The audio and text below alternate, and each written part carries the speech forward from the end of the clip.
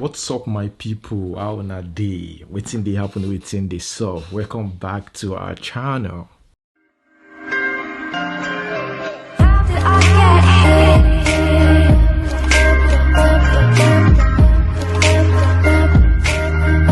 Let's quickly get right into today's news.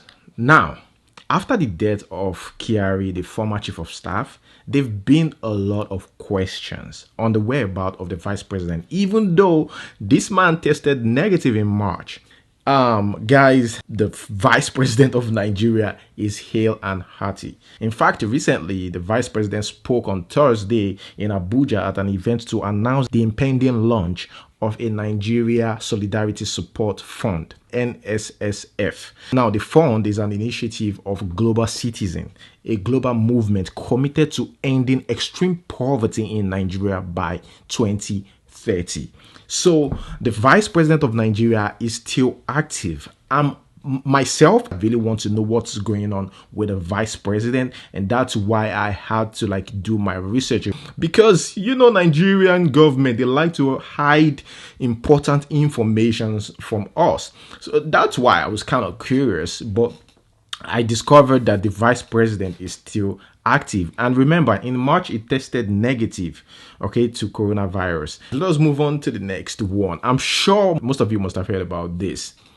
The federal government told everyone. This was shocking. I even posted it on my Instagram page. Now, they said we don't know the whereabouts of the Chinese doctors. Remember that the federal government said they are going to bring in Chinese doctors to come help us out to fight this COVID-19. Even though most Nigerians were against this, the federal government still made the move. Now, they are telling us that, like a little baby, we don't know the whereabouts of the Chinese doctors. Sometimes I really want to take this whole thing serious, like in news in Nigeria serious, but I just can't, because even some of the things that we hear, it's like we have old men, right, ruling us, but it's like we have babies ruling us. Well, what else? They said when you get to a certain age, you become a baby. Maybe because some of the things that are coming out of Nigeria, I'm talking about the news out of Nigeria, sometimes it sounds funny. I think Nigeria itself is comedy. You don't know their whereabouts. Didn't you have an hotel that these people lodge? Didn't you lodge these people somewhere? What? How come you don't even know? Mr. Osage, the Minister of Health, said he wondered why there was so much interest in knowing their whereabouts, and he told journalists not to ask him the question again. We need to know. This is our country. And the man said, I want to explain first of all that I think not all of them were doctors. And I heard that some of them are technicians. Can you imagine? We don't even know that these people, some of them were technicians. And they continue by saying the Ministry of Health is not their host, so we can't always explain what happened to them or where they are. So they don't even know. So who bring in these people? If the Ministry of Health couldn't even figure out where these people are, then we are in big trouble. And when we ask any question, they'll be like, we don't owe you an explanation. Really? You don't owe me an explanation? Then why am I a citizen anyways? Okay, guys, moving on to the next news. Here's another shocking one. And I think they are selling Nigeria gradually. You can argue all you want, but I think it will get to a time when the Chinese will come into the country to rule us. I was talking to somebody about this 2 days ago, and I said very soon the Chinese is going to take over. It's just a matter of years. Few years from now, though, in the nearest future, guys, you better be prepared. And the person I was talking to was like, maybe if the Chinese take over, maybe Nigeria will be better. Who knows? Well, Nigeria has been taking loans from the Chinese, right? And according to the Nigerian lawmaker, Ben Ibakpa, he said that these loans, guess what? These loan documents, they were written in Chinese, and he said that these loans are overpriced. Well, for one, the National Assembly is kept in the dark in all these loans. The National Assembly is not part of it. I just told you that even the Bureau for Public Procurement is not aware of this loan. These loans are collected. The Chinese through the China Civil Engineering Construction Corporation, which is CCECC. They bring a bill. The executive, the federal executive, approved the bill. They don't even, nobody looks into the bill. Nobody says if these projects are overpriced. But from what we have seen from other countries, the Chinese loans are overpriced. And I believe that corruption is actually fueled by contracts. And if these people, Chinese, can just come to Nigeria, give us a bill, and we go, and some of these agreements are actually signed, they come in Chinese language.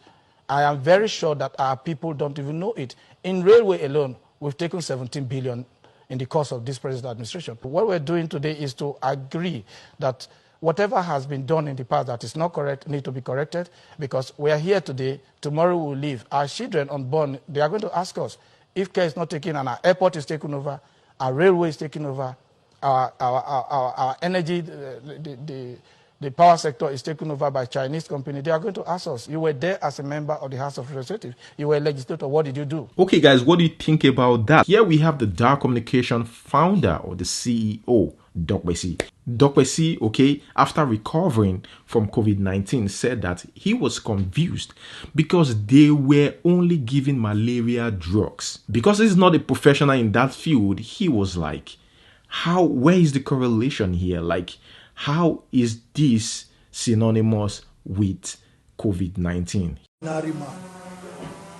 I did not go into Gwagwalada as High Chief Raymond Dokpesi.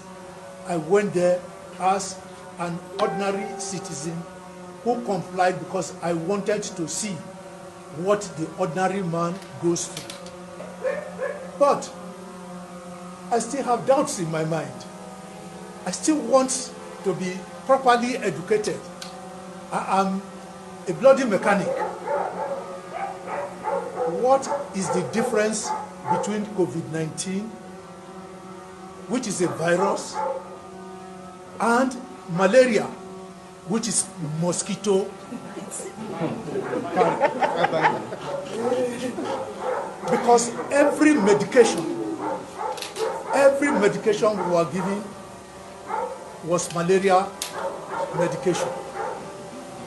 Even some people went,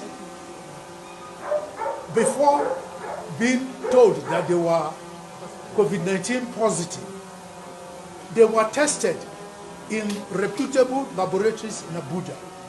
They were tested in hospitals in Abuja. And what they found was that they had a lot of malaria parasites in their bloodstream.